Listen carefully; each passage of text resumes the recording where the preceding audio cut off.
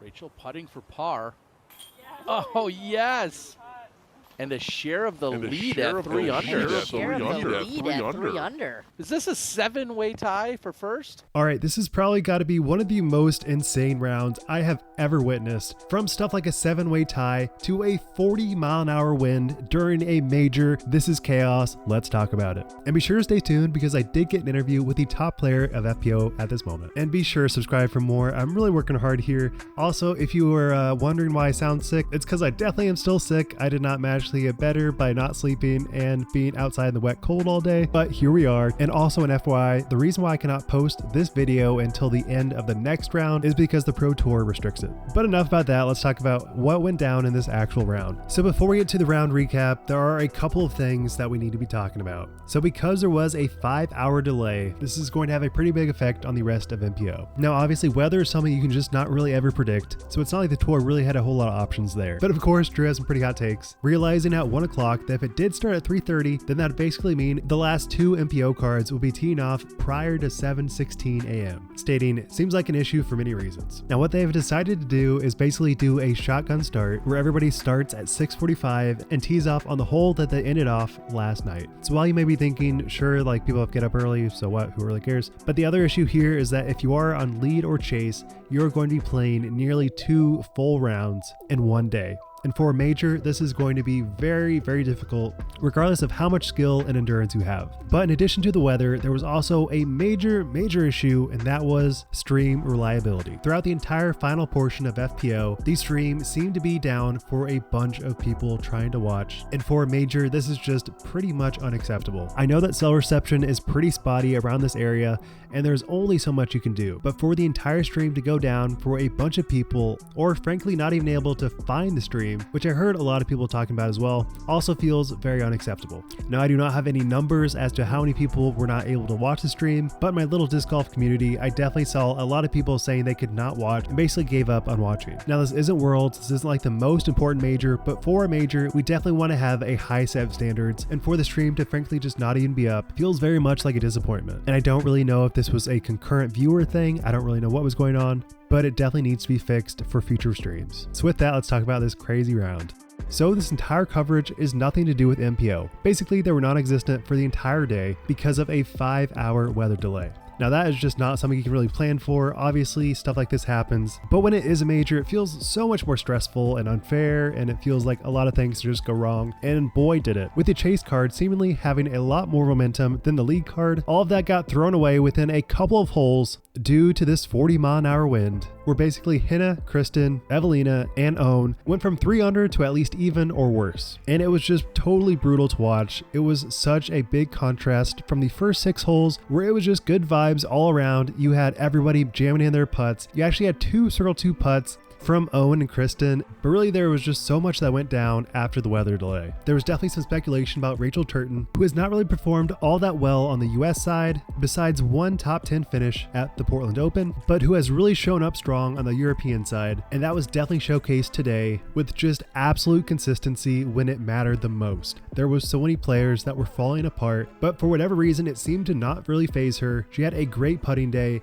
and also let it be known she is currently in the lead with a rating of 940. You have players like Kristin that are 60 points higher than her on rating, but are currently tied with her. And honestly, I just kind of love the way she flows, kind of like Luke Humphries, where it's just a smooth, effortless backhand. And it was really showcased today. The weather does not really seem to affect her. And here's what she had to say. 4 under, first place, how does it feel?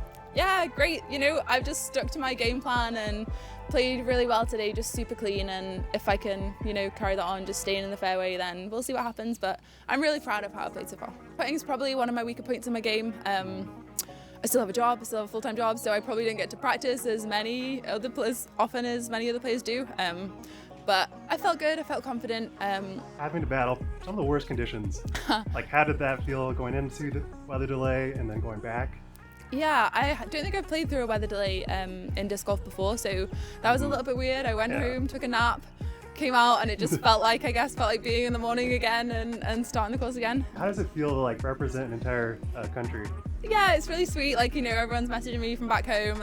It's really nice to feel the support from the country, you know, from my parents, my friends, and just everybody else as well. And you mentioned the weather as well. Yeah. This is really like Scotland. I was This gonna is say, the I was conditions like- that I play in most of the time, yeah. And there really is just so much to say about this chaotic round. But just talking about a brief overview, Val had a very strong day. Much like Rachel, she was not seemingly being affected by the wind nearly at all, and I think it might partially be due to the fact that she has what feels like an Isaac Robinson throw, where she walks right up to the D-pad and immediately throws. No hesitation, no second guessing, just throwing her shot. And I think that level of clarity really helps a round like today. But of course, Northwood is forever ruthless, and she did have a couple bad bogeys on the back 4 holes, which instead of her being 7 under, finishes at 4 under, but definitely a great round overall, putting her tied at first place. And then on to Eveliina. I think her game overall was just looking very, very good, pretty dialed, but there are so many moments where I just want her to make more putts. She missed 4 from circle 1, missed all of her circle 2 putts, and I think these circle 2 putts were so many good opportunities to gain strokes on people. She was having some of the best drives out of everybody, not even just FPO. It seems like every time she's throwing out the tee, she's having a look at birdie, which is basically non-existent, especially on this course. But for whatever reason, something comes up and she misses her putt, and it was just really brutal to watch. But with that said, she did finish very, very strong on the back 9 with 5 birdies. And then next up, the player that was in first place, Silva Saarinen,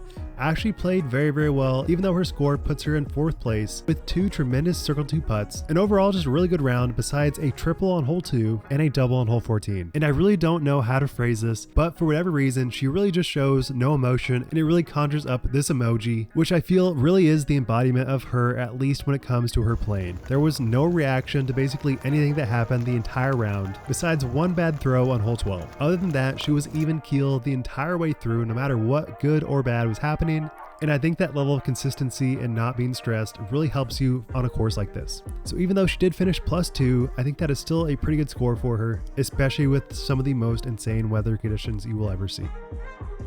Beth at 69.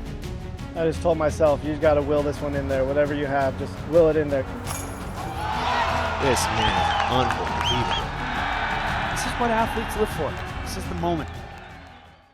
But last up, let's talk about Kristin. Honestly, a pretty solid putting day, not really anything to gripe about there, but for whatever reason, hole 5 really is just her kryptonite. I don't know what it is about this hole, but she just cannot figure it out. But after the weather delay, hole 9 was probably some of the hardest moments to watch of Kristin's game. She had a couple of shots that just did not line up well, in addition to everyone else on her card that really failed on this hole. You could tell how upset and tilted she was, but she tried so hard to just keep on fighting and persevering. And my goodness, did she persevere, because after that hole and the next, she went 5 under, going from 4 over to 1 under on the round, which in case you're wondering is a 996 rated round, which should still be enough to get her 1000 rated. And I think you can just definitely tell how much sadness and grief and annoyance this round caused her, as evidenced by her interview after. I mean, when we came back from the break,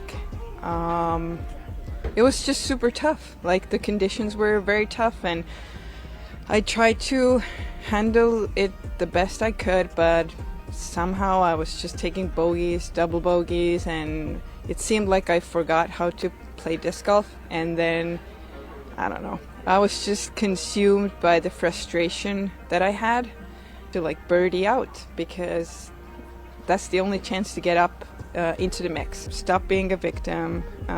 You can do this. Yeah, it was a huge surprise to be tied first when I ended up my round, because I think I was at like 8th place or 10th, or I don't know. When you're like, when these strong emotions take over, it's super hard. It's really hard, and then you have to focus and play disc golf. So it's not easy. It's not easy for me, and I just be patient and calm and kind to myself. But what is fair? We don't know. I feel like you can just sense how tired and grueling this entire day was for her and everybody else on the field, and it really does feel like everybody got beat up today. But with that said, this is probably one of the most entertaining days to watch, so be sure to watch the Dromas if you have not already. And if you like videos like this, be sure to subscribe, because I really work hard. I'm not doing well. I just want to get this video out. And with that, Wild Runs signing out. Peace.